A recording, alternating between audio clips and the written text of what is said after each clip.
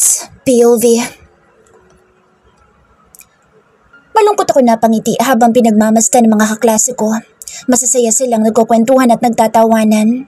They smiled and laughed like they didn't have to worry about anything.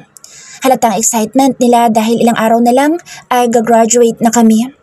Ang mga mata nila ay puno ng pag-asa. Ganoon din dapat ako. Bata pa rin naman ako at madaming pangarap sa buhay, ngunit dahil sa mga nangyayari sa akin ngayon, pakiramdam ko ay nawalan na ako ng pagkakataon na magsaya. Hindi tulad ng mga kaklase at kaibigan ko, naubos na lahat ng pag-asa ko. Kakatwang ang lalaking dati ay kinamumuhian ako, ay ang siya na lang natirang nagpaparamdam sa akin ng pagmamahal. Siya na lang ang aking makakapitan sa ngayon. Parang kinurot ang puso ko pagkaalala kay Daddy. Ni hindi man lang niya ako kinumusta.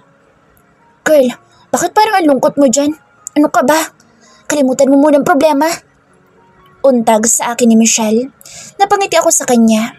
Kay ganda din niyang pagmasdan sa ayos niya.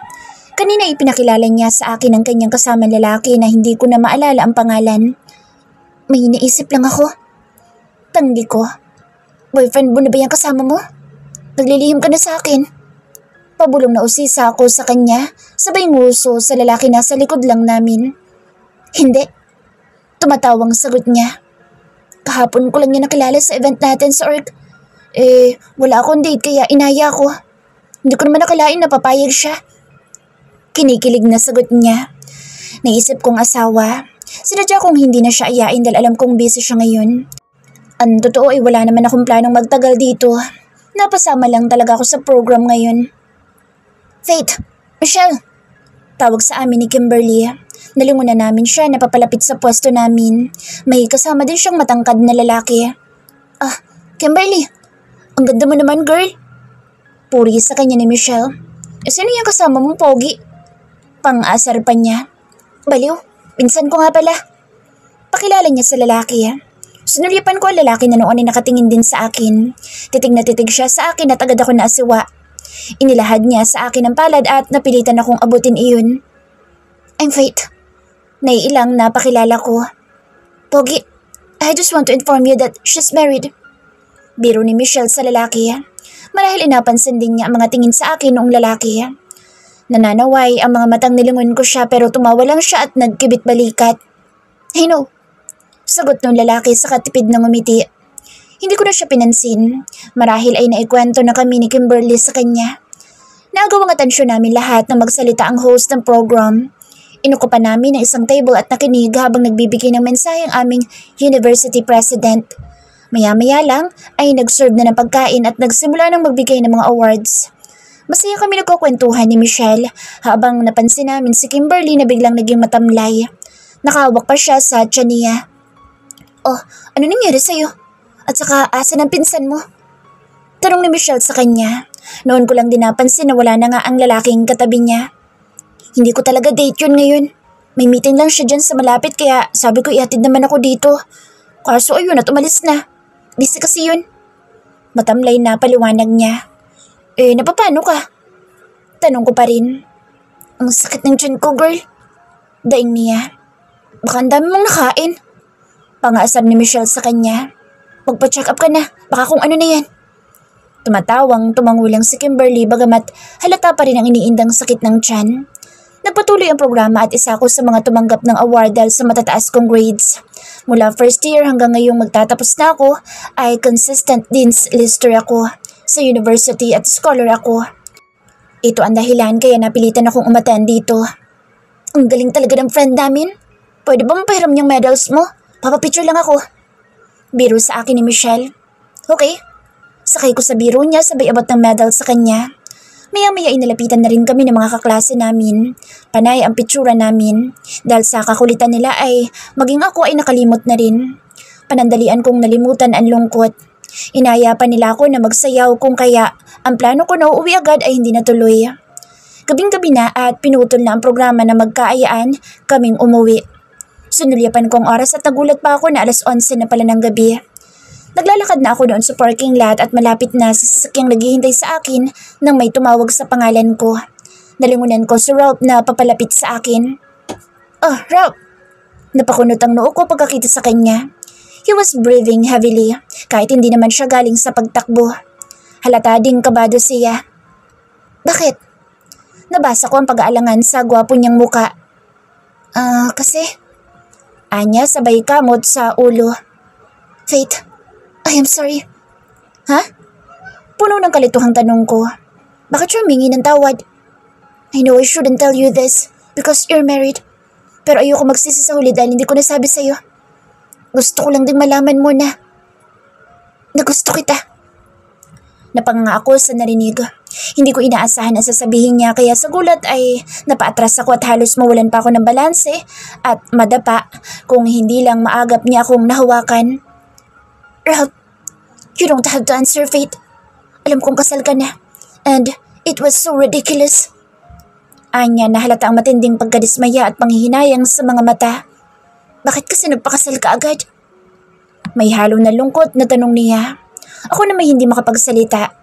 Hindi ko alam kung ano itutugon kahit alam ko ang dahilan. Ralph, marami pang babae dyan. Mahinang tugon ko. Hindi ko iniisip na may nararamdaman pala siya sa akin at magtatapat siya ngayon. Mabuti siyang kaibigan sa akin. Magmula noong maaksidente ako'y ramdam ko na mga pag-iwas niya sa akin. Iniisip ko noon na dahil sa mga tingin sa kanya ni Kelvin noon, kaya siya lumalayo sa akin. Sinubukan ko naman eh. Iniwasan kita. Baka sakaling mawala ang nararamdaman ko para sa'yo kapag nilayuan kita. But I can't help it. May mga pagkakataon na nakikita kong malungkot ka. Alam kong hindi kayo okay ng iyong asawa. Kaya lalong nakakagalit. Nung una, I admit na artehan ako sa'yo. Ikaw yung tipo ng babae na hindi sasama sa akin sa isang simpleng kainan. Hindi aangkas sa motor. But I've realized you are different. Kung hindi ka naman mahal ng asawa mo at hindi kayo magkasundo, I am here. Handa akong saluhin ka. What? Hindi mo alam ang sinasabi mo. Hindi ako mismo nakakaalam na iba kang klaseng babae. Nakita ko kung gaano ka kabait. Ralph, your husband doesn't deserve you. Nakikita ko kung paano mo siya ipinaglaban noon pero binaliwala ka niya. Kung akin ka lang, aalagaan kita. Hindi kita hayaan sa bahay na mag-isa. Itatrato kitang prinsesa. Hindi kita paiiyakin. Mamahalin kita, Faith. That was a fantastic confession. It's a pity. You're confessing to someone who's already married. Nagtayuan ang mga balahibo ko sa katawan pagkarinig sa boses ni Kelvin. Para akong tinamaan ng kidlat at agad akong kumalas, buhat sa pagkakahawak ni Ralph. Nang mamataan siyang nakatayo malapit sa amin. Kelvin? Anong ginagawa niya dito? Kelvin, hindi ko na natapos sa sasabihin dahil hinabulot na niya ako at inilayo kay Ralph. You know nothing about us. Stay away from my wife. Malamig niyang turan habang nakatingin kay Ralph. Sa kabila ng kalmado niyang boses ay ang mga mata niyang nag-aapoy sa galit. Damandama ko ang panganib sa mga tingin niyang iyon. Tumalikod na siya at iginiya akong pabalik sa sasakyan. Kinakabahang sinabayan ko ang bawat hakbang niya. Stay away from your wife. Bakit? Natatakot ka ba na makita niyang mas kaya ko siyang alagaan? Na hindi ko katulad mo na pinabayaan lang siya? Matapang na tanong ni Ralph. Maging ako ay kinabahan dahil sa sinabi niya. Kelvin stopped in his tracks. Nilingon niya si Ralph. Napansin kong lalong nagdilim ang mukha niya. You know nothing about us. Sigurado ka bang kaya mo siyang alagaan kaysa sa akin? Nang hahamon na tanong ni Kelvin. Napakapit ako sa braso niya nang humakbang siya papalapit kay Ralph. Kelvin, let's go home. Pigil ko sa kanya. Sinulyapan niya ako at mas lalo pa akong kinabahan sa nakitang galit sa mga mata niya. Ralph, sige na. Umalis ka na. Pakiusap ko din kay Ralph. Mag-isip ka mabuti, Faith. He doesn't deserve your Ganoon na lang ang takot ko nang mabilis na nilapitan ni Kelvin si Ralph at kinuwelyuhan. You have no right to tell my wife what she should do. Ang kapal na mukha mo magtapat sa asawa ko at sarapan ko pa. Hey, you're not supposed to hear that confession. Nakakalokong sagot ni Ralph. Lalong humigpit ang hawak ni Kelvin kay Ralph. Kelvin is taller and has a more muscular build than him. Pakiramdam ko ay kaya niyang isalya si Ralph nang walang kahirap-hirap. Sa takot na baka kung saan pa mauwi ang sagutan nila, iniyakap ko na si Kelvin sa likod. Kelvin, please, don't hurt him. Pakiusap ko sa kanya. I noticed his body tensing up. Binitawan niya si Ralph at hinarap ako. Sinalubong ko ang mga mata niyang nagtatanong at titig na titig sa akin. Makalipas ng ilang minuto ay naging blanco ang expression niya. Hindi ko na mabasa kung anong iniisip niya dahil bigla na lang siyang tumalikod at iniwan ako. Tiningnan ko si Rob na noon ay tahimik ding nakamasid sa amin. Walang imik na iniwan ko siya at sinundan si Kelvin na noon ay papasok na sa sasakyan niya. Hindi din siya nagsalita nang maupo ako sa tabi niya. Tinawagan niya yung driver na naghatid sa akin kanina para ipaalam na sa kanya na ako sumabay. Hindi siya umimik habang nagmamaneho at panay lang ang paghugot niya ng malalim na hininga. Ramdam ko ang pagkayamot niya pero hindi naman niya ako kinakausap. Pagdating sa bahay ay hindi na ako nakatiis. Galit ka ba? Tanong ko nang nasa kwarto na kami. What do you think? I came to pick you up, only to overhear a confession made to you by that idiot. Tell me, how many men have confessed their love for you? Alam ba nilang may asawa ka na? Sunod-sunod na tanong niya. Halata ang matinding iritasyon niya. Wala. I just saw one. Pagkatapos ay sasabihin mong wala. Sinong niloloko mo? Lalong napuno ng pagdududa ang mga mata niya. Nakagat ko ang labi. Wala naman talaga. Sarap lang. What? You leave me to be with that idiot? Tanong niya. Don't call him an idiot, okay? Pagtatanggol ko kay Rob na agad kong pinagsisihan dahil lalong naningkit ang mga mata niya sa galit. I mean, he is declaring his love to a woman who is already married. Hindi ba kabubuhan iyon? Galit na niya. Bakit mo siya pinagtatanggol? Gusto mo ba siya? Tinitigan ko siya na noon ay halata ang matinding selos. He can't believe this man. May nagawa ba ako para isipin na may gusto ako kay Rob? Sa pagkakatanda ko ay ako itong panayang habol sa kanya simula pa lang. I am pleased that Rob admires me. Mahina kong amin. Napansin ko ang pag-ahon ng takot sa mga mata niya dahil sa sinabi ko. But you knew from the start that I am in love with you. Ang totoo nga, sa ating dalawa akong puno ng mga alinlangan at pagdududa. Bakit ikaw pa nag-iisip na may mahal akong iba? Ako to naghahabol sa iyo, di ba? Hindi ko na iwasan na maghinanakit. His expression softens and his eyes are now filled with guilt. What? Iniisip mo pa din bang hindi kita mahal? Tanong niya. Wala na ang galit sa boss niya. Pinakatitigan ko siya. Ang nararamdaman mo kapag nakikita mong kasama ko si Rob. Ganyan ang nararamdaman ko sa tuwing kasama mo si Celine. Lakas loob na sambit ko. A look of guilt and fear came over his eyes. He stared at me intently. Bigla ay hinila niya ako at niyakap. I'm sorry. I'm sorry that I am being unfair to you. Bulong niya.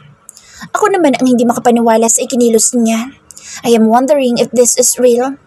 Here he is, apologizing to me. Buong akala ko ay matinding away ang magaganap sa pagitan namin. Ikaw na lang natitira sa akin, Calvin. Sambit ko na may halong pakiusap. Samud-sari na ang emosyong nararamdaman ko. Masaya ako sa ipinapakita niyang pagmamahal sa akin ngayon. Nararamdaman ko naman iyon pero sa kailaliman ng isip ko ay ang hindi may alis-alis na takot. Baka maiwan lang din akong mag-isa sa huli. Natatakot ako na baka isang araw magising na lang din siya na hindi na niya ako mahal. Naramdaman ko mas lalong humigpit ang pagkakayakap niya sa akin.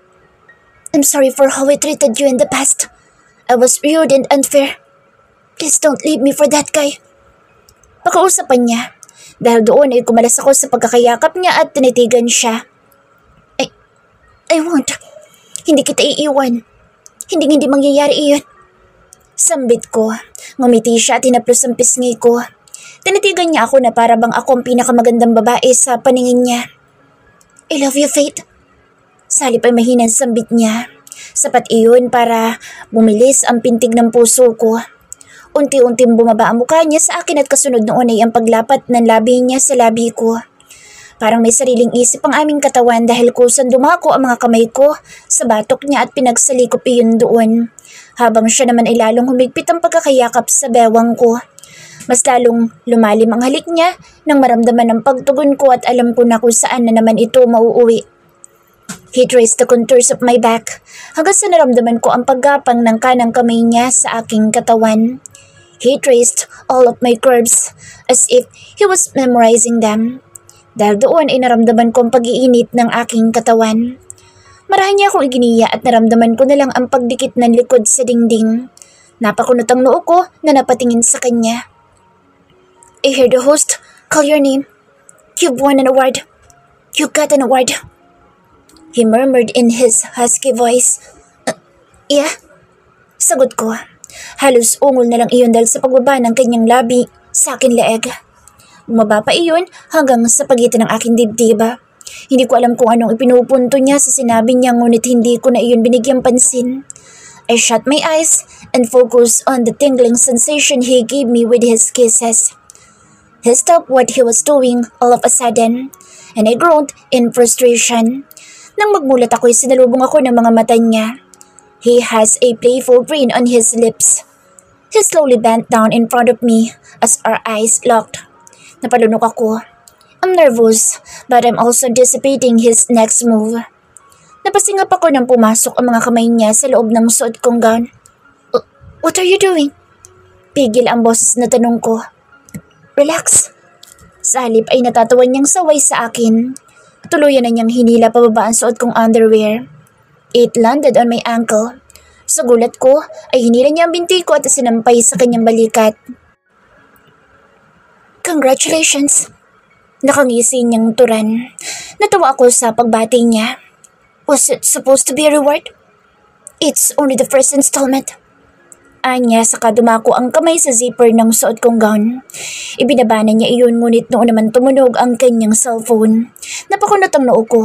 Sino naman ang tatawag sa kanya ng 10 oras ng gabi? Hindi niya iyon pinansin at pinagpatuloy ang paghubad sa gown ko ngunit makulit ang kung sino man at tumatawag. Baka importante yun. Sambit ko na ang tinutukoy ay ang tumatawag sa cellphone. Napipilitan siyang humiwalay sa akin at dinukot ang cellphone. Buhat sa suot na pantalon. Lalong kumunot ang noon niya pagkakita sa tumatawag. It's your dad. Pagbibigay alam niya bago sinagot iyon. Yes, Dad. Anya nang sagutin ang tawag. Noon ko lang siya narinig na tumawag ng dad kay Daddy. Yes, she's with me. Sambit niya saka ako nilingon. No, she's fine. Nagtataka ko na siyang tinitigan. Naguguluhan ako sa pinag-uusapan nila. Ako bang tinatanong ni Daddy sa kanya? What? Bigla ay bulalas ni Kelvin. Halata ang matinding pagkagulat niya. Bigla din ang pag-ahon ng kaba ko sa nakikitang reaksyon niya. Alright, ako na bahala sa kanya. Pupunta ako dyan ngayon. Halata ang pagkabahala sa mukha niya nang sugipan ako matapos ang pag-uusap nila ni Daddy. Anong sabi niya? Usisa ako. Ramdam ko ang pag-aalangan niyang sagutin ang tanong ko. Naihilot pa niya ang kamay sa noo bago sumagot. Cecilyn, na-aksidente daw siya kanina. Katulad mo, sinasabi niyang nakita niya yung lalaki nagnakaw sa library niyo. Napanganga ako sa narinig. Cecilyn? Pero bakit Cecilyn naman? Hindi ba't si Helen ang nasa likod ng pagnanakaw na iyon? Mali ba ako? Sa narinig ay mas lalo ko naguluhan. Nakita ko si Kelvin na inaayos ang nagulong damit saka dinampot ang susi ng sasakyan.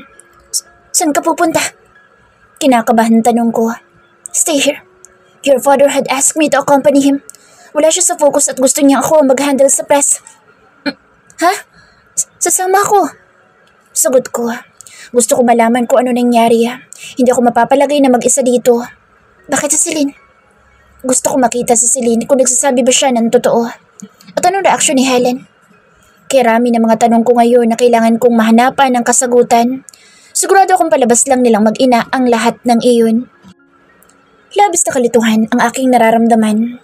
Isang oras lang ay nakarating na kami sa ospital kung saan isinugod si Celine. Makailang beses akong kumura pa habang pinagmamasdan siya. Nakatulala siya sa kawalan at tila wala sa sarili. Sa tabi niya si Daddy na tahimik na nakamasid sa kanya. Baka sa matinding pag-aalala niya. Ayoko man ngunit nakakaramdam ako ng inggit. Sinulyapan ko muli si Daddy. Pakiramdam ko sa ilang araw lang na hindi ko siya nakita ay labis nang itinandaan niya. Nandoon din si Helen sa tabi niya na panay ang punas ng luha. Nilapitan ni Kelvin si Celine. Celine, what happened? Tanong niya sa babae. Pagkarinig sa boss ni Kelvin ay noon lang si Celine lumingon sa gawin namin. Kelvin? Tila nabuhay ang bulalas niya. Kitang-kita ko ang pagdiwanag ng mukha niya bagamat nandoon pa rin ang takot. Mahigpit siyang humawak sa braso ni Kelvin. Kelvin, help me. Narinig kong bulong niya. Nakikiusap din ang kanyang mga mata. Hindi ko malaman kung ano magiging reaksyon. Do I have the right to feel jealous now? Sa nakikita kong kondisyon niya, batid kong hindi ngayon ang oras para sa pagsaselos. kung kaya't pilit ko sinupil ang nararamdaman. Noon naman si Selena patingin sa gawi ko. Para siyang napaso at agad na bumitaw sa pagkakahawak kay Kelvin. Nabasa ko din ang takot at pagkailang sa mga mata niya. Sorry. Anya ngunit sa akin nakatingin. It's alright. Could you tell me what really happened? Tanong ni Kelvin sa kanya.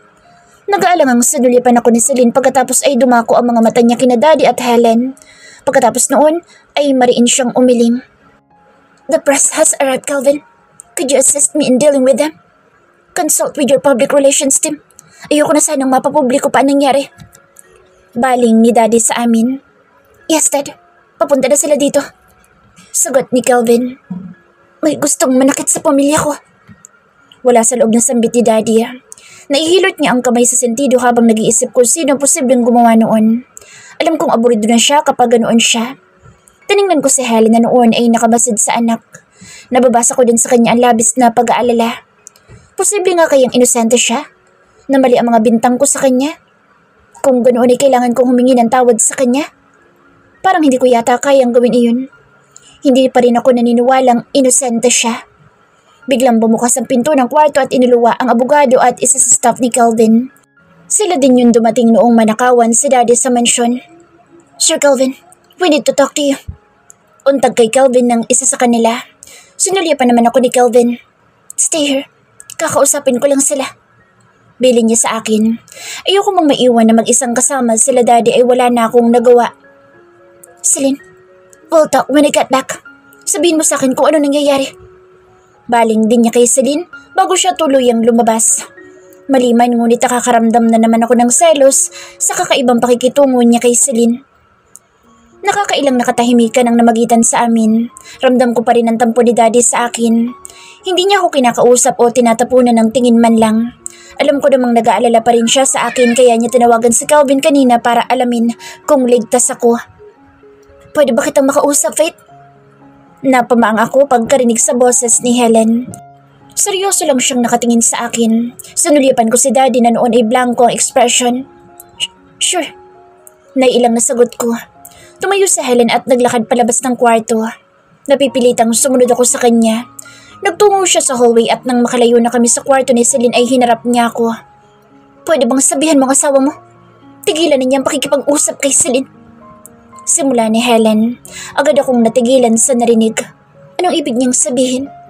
Akala ko ba matapang ka? Mahal mo ang asawa mo, hindi ba? Bakit hindi mo siya magawang pigilan? Walang mabuting maidudulot ang pakikipag-usap niya kay Celine. Lalo lang nagugulong anak ko. Halatang inis na turan ni Helen. Anong ibig mo sabihin? Ayoko nang lalapit pa sa Kelvin sa anak ko. Mahal mo ang asawa mo, hindi ba? Pues bantayan mo siya. Para akong sinampal sa mga sinasabi ni Helen. Ang totoo hindi ko alam kung ano ang dapat kong isagot. Dito lang ay pinagbintangan ko siyang nagtutulak kay Celine na akitin si Kelvin.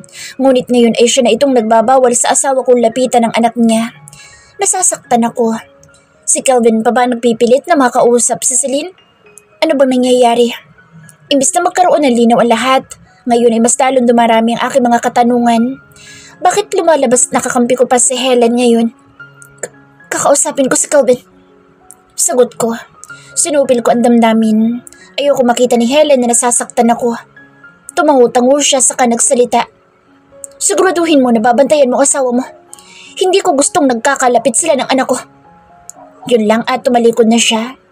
Nauna na siyang bumalik sa kwarto ni Celine at naiwan ako nag-iisip sa hallway ng hospital. Litong-lito ako at nahihirapan na rin akong iproseso ang mga nangyayari. Why are you here? Napapitlag ako sa pagkarinig sa boses ni Kelvin. Wala. May iniisip lang ako. Kaila ko. Napansin ko ang paglambot ng ekspresyon niya. Don't worry. Hindi ko hayaang makalapit sa iyo lalaking iyon. May mga kinausap na ako na papahanap ko na ang lalaking nagtangkas sa kapatid mo. Agad ang pag-ahon ng aking inis sa sinabi niya. She's not my sister, Kelvin. Malamig kong turan. Napapagod na rin ako. Umuwi na tayo. What? Hindi ba't ikaw ang nagpilit na sumama dito? Hindi ka ba naawa kay Celine? Nagtatakang tanong niya. Bakit ako maawa sa kanya? She'll get over it. Nakita mo naman, hindi ba? Okay na okay siya. Siguro naman pwede na tayong umuwi. Hindi makapaniwalang tiningnan ako ni Kelvin. Naririnig mo ba ang sarili mo? Kailangan na sila ng tulong ngayon. Kelvin, nangako ka, hindi ba? Kanina lang sinabi ko sa'yo kung anong nararamdaman ko sa tuwing kasama mo siya. Bakit ba concern ka sa kanya? Pwede naman siyang tulungan ng ibang tao ah. Nandyan si Daddy at si Helen. Bakit ikaw pa ang kailangan palagi sumaklolo sa kanya? Sunod-sunod na tanong ko. Unti-unti na akong kinakain ng selos at galit dahil sa mga sinasabi ni Helen.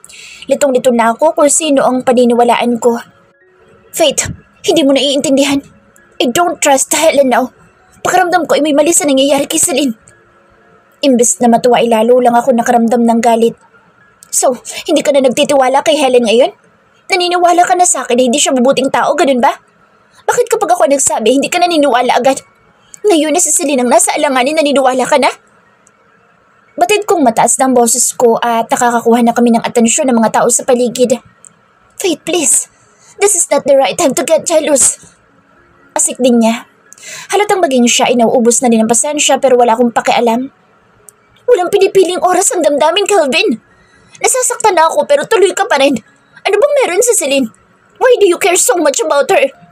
You all love her. Naiiyak na sa galit na sigaw ko.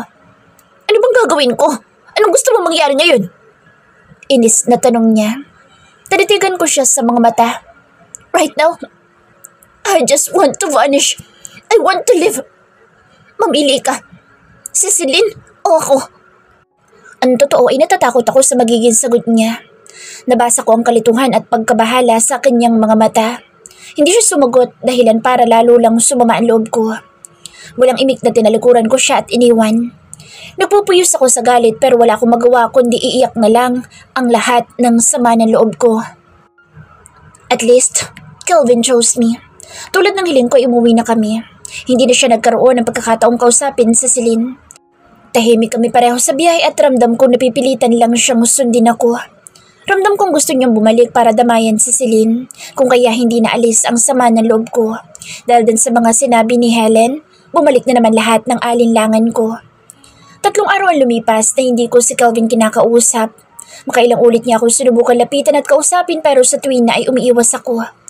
Hanggang ngayon ay hindi ko pa rin alam kung ano ang magiging desisyon sa pagsasama namin. Mahal ko siya at sinasabi niyang mahal niya ako pero nahihirapan ako magtiwala. Gusto ko na lang kumawala sa ganitong sitwasyon. Gusto ko na lang mawala ang pagmamahal ko sa kanya para hindi na ako masaktan. Faith, hindi mo ba nabimiss ang Tito Alex? Tanong sa akin ni Michelle. Nakatambay na lang kami noon. Wala nang klase at abala na kami sa graduation practice. Miss ko na si Daddy. Kaya lang ay masama pa rin ang loob sa akin. Malungkot na sagot ko. Pero, inosente nga bang impact ang Helen na iyon? Kung inosente siya, kailangan mong humingi ng tawad sa daddy mo. Kunot noo ko sa Michelle na tiningnan. Naniniwala siyang inosente sa Helen? Marahil ay nabasa niya ang pagtutol sa mga mata ko kaya muli siyang nagsalita. Si Tito Alex na lang ang isipin mo. Walang mangyayari kung magmamatigas ka sa kanya. Mas lalo lang kayo magkakalayo at tuluyan na siyang mabubulag ng Helen na iyon. Paliwanag niya. Tumango ako. Kahit sobrang sakit ng mga sinabi ni Daddy, hindi ko magawang magalit sa kanya ng lubos. Gusto ko nang palayain ang sarili ko. Hihingi ako sa kanya ng tawad para lang sa ikapapanatag ng loob ko pero hindi ako babalik sa poder niya. Kahit maghiwalay pa kami ni Kelvin, ibibigay ko ang gusto niya. Hindi ko na siya pakikialaman. Nasaan nga pala si Kimberly? Tanong ko sa kanya. Ayun, follow-up check-up daw ng bruha. Masakit pa rin ang tiyan kaya nagpapacheck up kahapon. Mamaya pa daw siya makakapunta dito. Sagot sa akin ni Michelle. Okay lang ba na maiwan na muna kita? Hintayin mo na lang dito si Kimberly para may kasama ka mamaya. Dadaan lang ako kay Daddy. Paalam ko kay Michelle. Now na? Hihingi ka na agad ng sorry kay Tito? Napamulagat pa sa akin sa Michelle. Oo, ang bigat na kasi ng pakiramdam ko eh. Malapit ang graduation pero hindi pa rin kami magkasundo. Pakiramdam ko'y mag-isa ako. Siguro panahon na para ibaba ko ang pride ko. Tatanggapin ko na lang na ako ang mali. Hindi ka nag-iisa, girl. Nandito ako. Handa ako sumuporta sa'yo kahit na anong mangyari, okay? Ani Michelle na inabot ang kamay ko at pinisil. Puno din ng lungkot at pag-aalala ang mga mata niya. Salamat. Hindi ko alam kung paano na ako kung wala ka. Mahinang sambit ko. Totoo, nasa ngayon, siya na lang natitira kong matatakbuhan. Napakaswerte ko sa kanya. Maging si Rob kasi iniiwasan ko na. Grabe, malapit na nga graduation natin. Ang drama na kasi eh. Saan ba tayo after graduation? Magtatayo na ba tayo ng business o magtatrabaho muna? Nakangiti niyang tanong. Hindi ko pa alam eh. Basta, kailangan ko muna mag-sorry kay Daddy. Okay, maaga pa naman. Balik ka mamayang alauna ha. Hintayin ko na lang dito si Kimberly. Matapos yun ay nagdesisyon na akong puntahan si Daddy. Sinubukan ko siyang tawagan pero hindi siya sumasagot kaya sa mansyon na muna ako nagpahatid sa driver. Patid ko ang paggagulat ng mga kasambahay sa biglaan kong pagdating pero hindi ko sila pinansin. Una akong sumilip sa library ngunit nakailang katok na ako pero walang sumasagot sa loob. Si Daddy. Tanong ko sa kasambahay na namataan ko. Nasa taas pa po, ma. Sagot niya. Tumango ako. Tumalikod. Ang plano kong pagpunta sa ikalawang palapag ay natigil nang marinig ko ang galit na boses ni Helen. Doon, iyon nagmumula sa bakanteng kwarto kung saan ko din noon nakita si Kelvin at si Lina nag-uusap. Dahil sa kuryosidad ay dahan-dahan ako lumapit doon.